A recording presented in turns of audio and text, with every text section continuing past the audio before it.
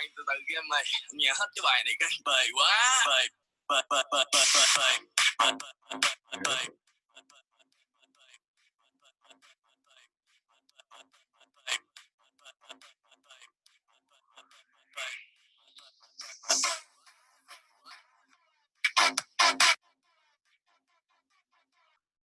Okay, this is Oracle 7, and enough of that fun stuff.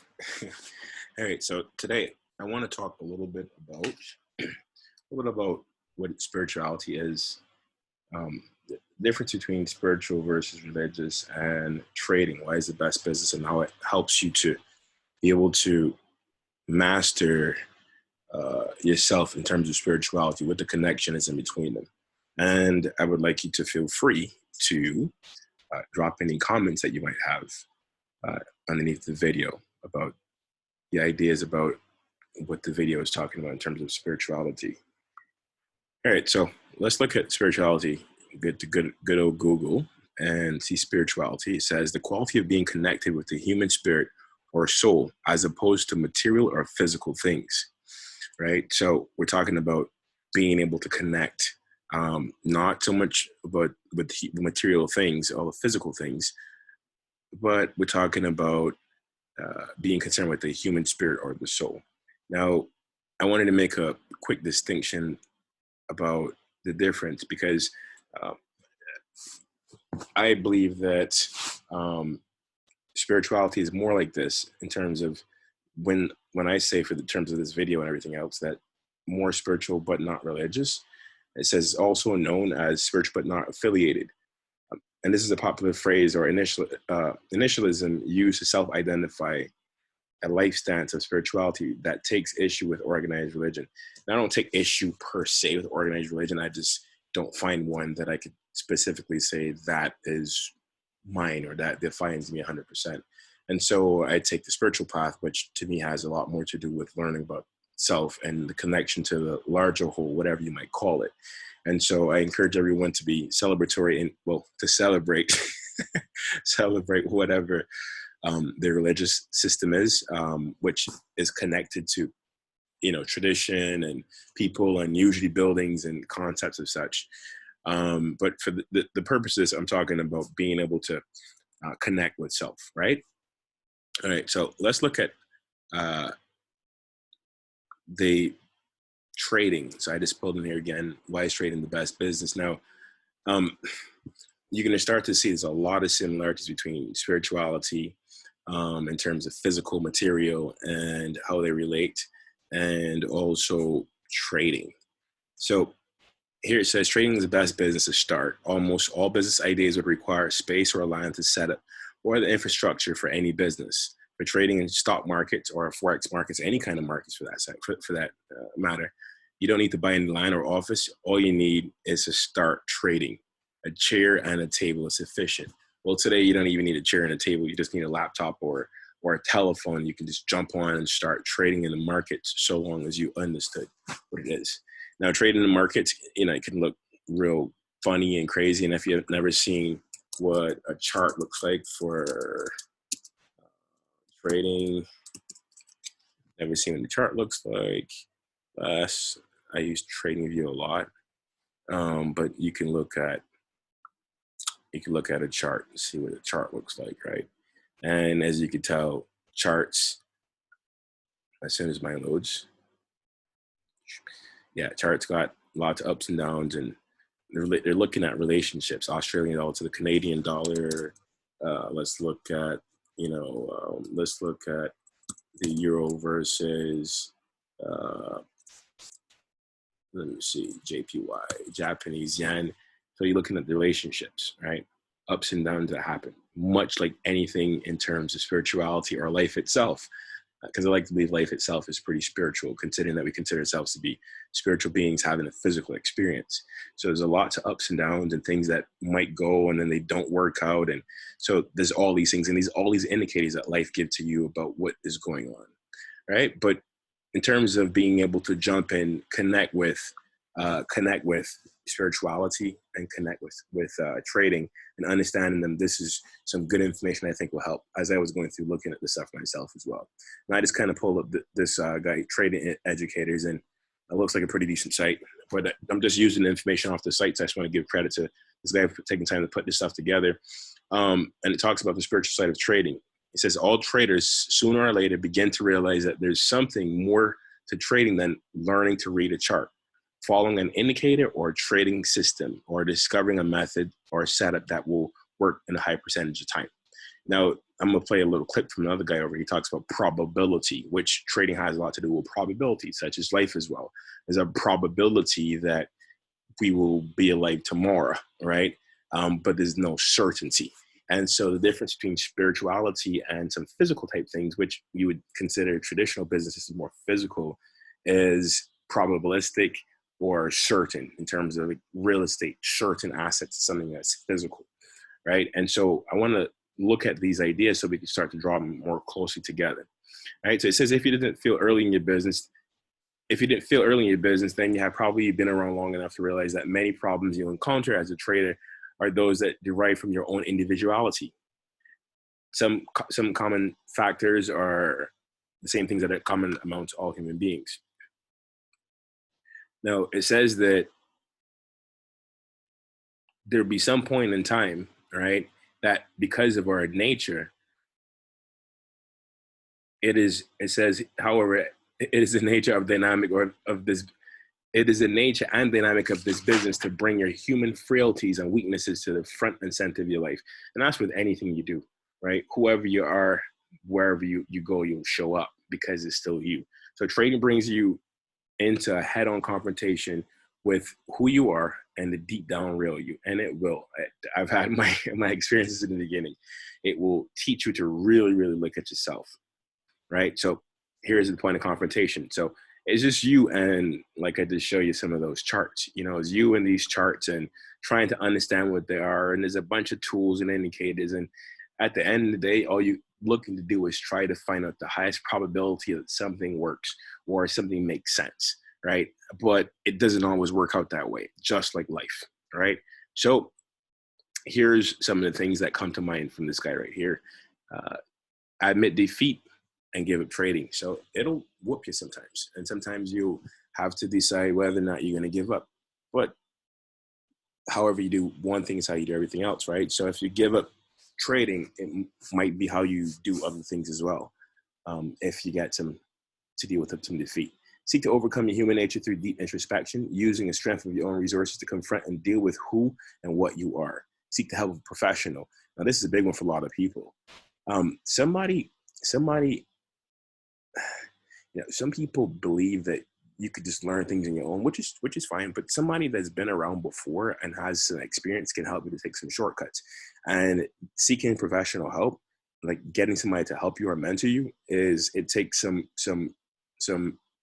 maneuvering around the ego so that you don't feel as though you have to be told what to do or have another person teach you or tell you what to do. It says someone skilled in the matters of trading.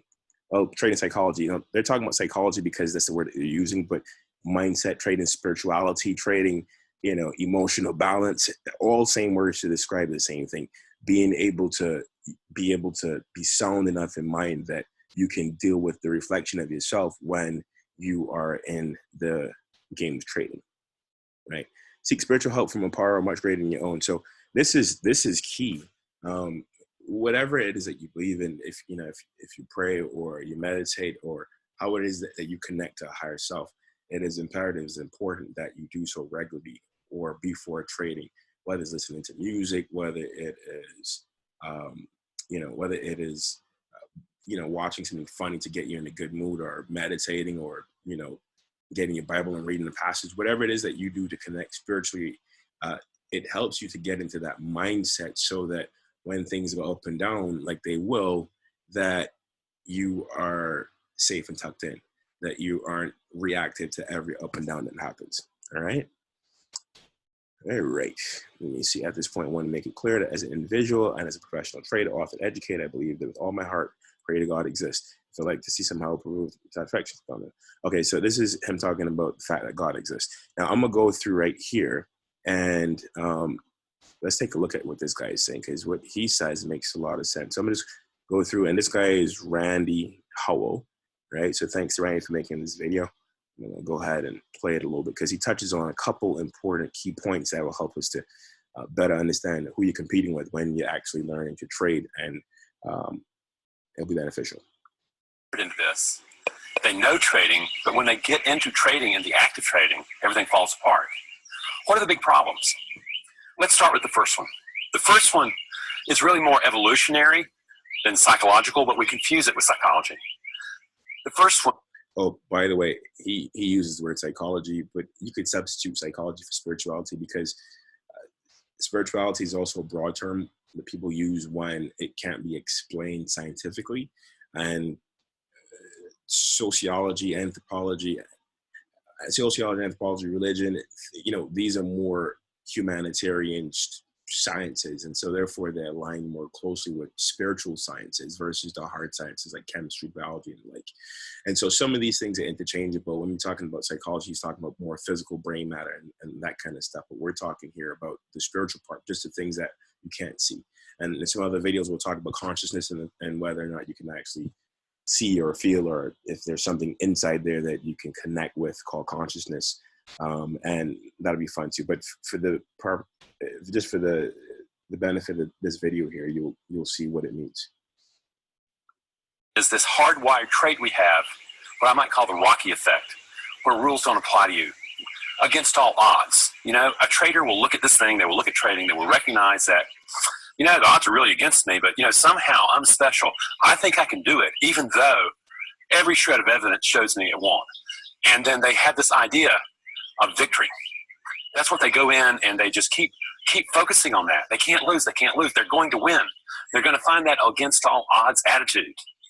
And it kills a lot of traders, because what happens is they're going to have to substantially change.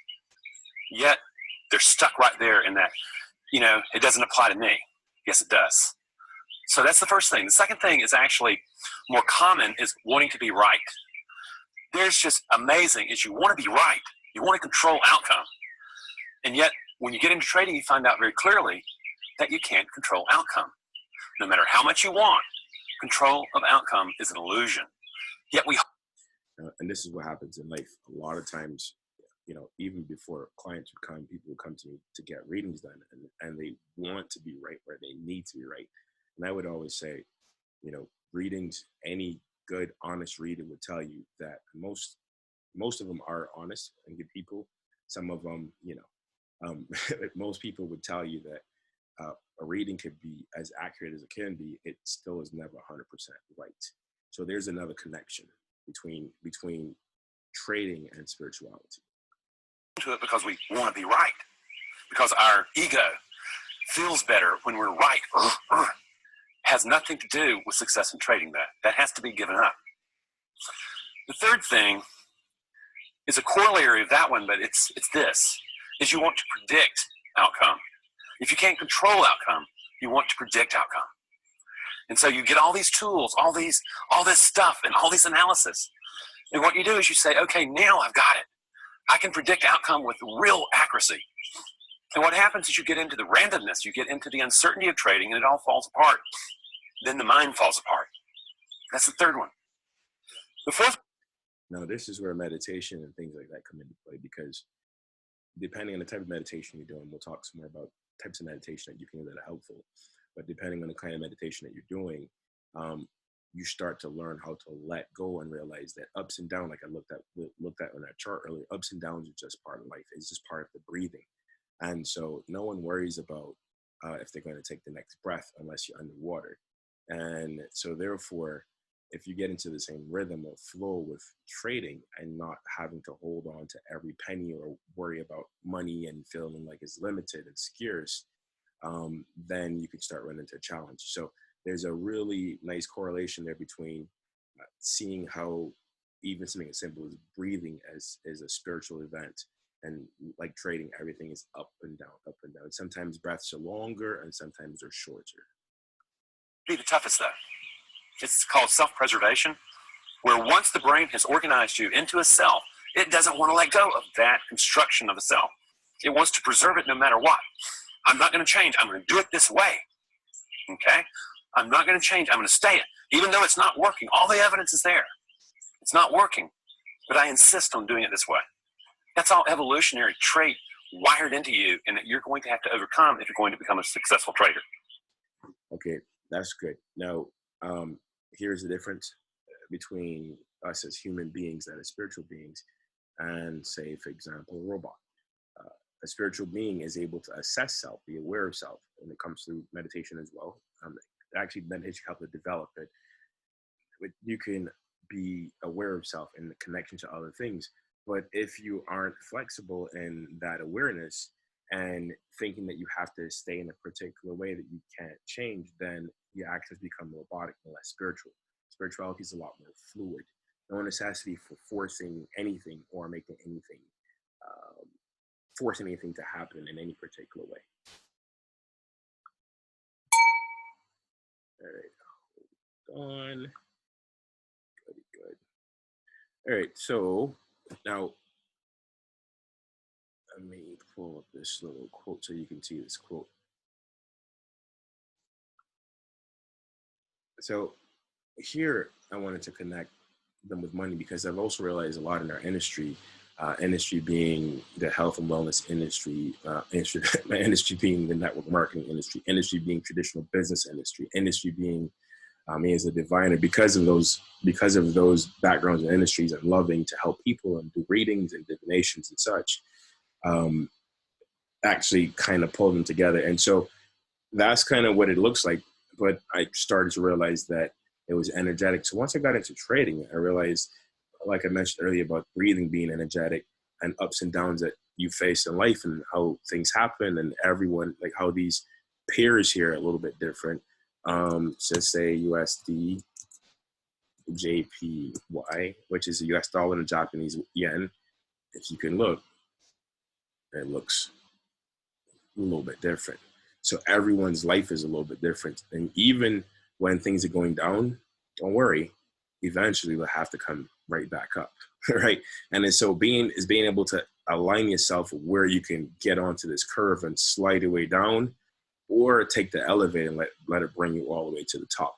And getting spiritual and even learning about your money and how those things work, that is all in alignment with what happens as you continue to tackle learning the skill set of trading. Now, I believe that it is hard for anyone to become creative and truly spiritual if they are in a place where they're struggling to survive, right? And I like this quote from Deepak Chopra. It says, "Money is life energy that we exchange and use as a result of the service we provide to the universe."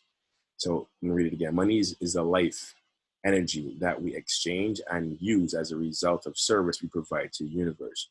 So this is what money really is. It's not a physical, tangible thing. It's life energy. And much like you start to understand the life energies of these charts, you could probably, if you wanted to, chart your own life and start to understand life energy of yourself. And you could chart, for example, value over time. And the more value you give over time, the more your spirituality increases, but also the more your money increases, right? I want to find this guy right here. Okay, so this one I like as well a lot. And I think this might make some sense to you. Money is congealed energy, and releasing it releases life possibilities. Money experience as life energy is indeed a meditation, and letting it flow out instead of hoarding it is a mode of participation in the life of others. Boom, shaka laka. That is official. Money is congealed energy, and releasing it releases life's possibilities. So money itself is just possibilities to be released to the universe. And if you want to plant possibilities, if you plant possibilities, you will reap possibilities. And understanding charts is understanding what value you planted. And then you'll get alerts like this, and it'll be time to go and reap some possibilities, right? Life will give you alerts. We'll talk about numbers and how those things come into play later on as well. And those are some alerts that you'll get not only just on charts, but you get those alerts in your own life as well. So money experience as life energy is indeed a meditation.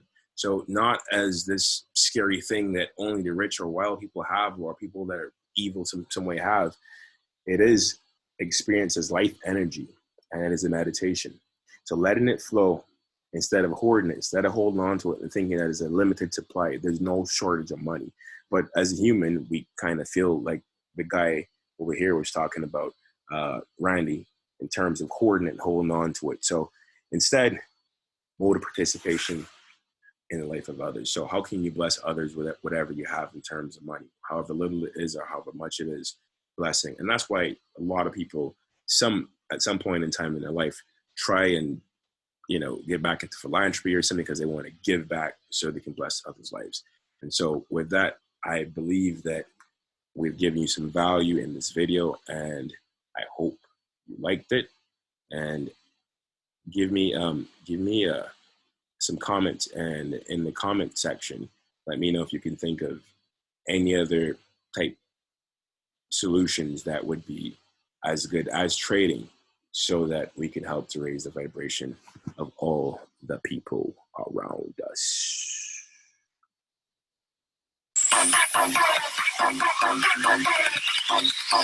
Everybody make some noise.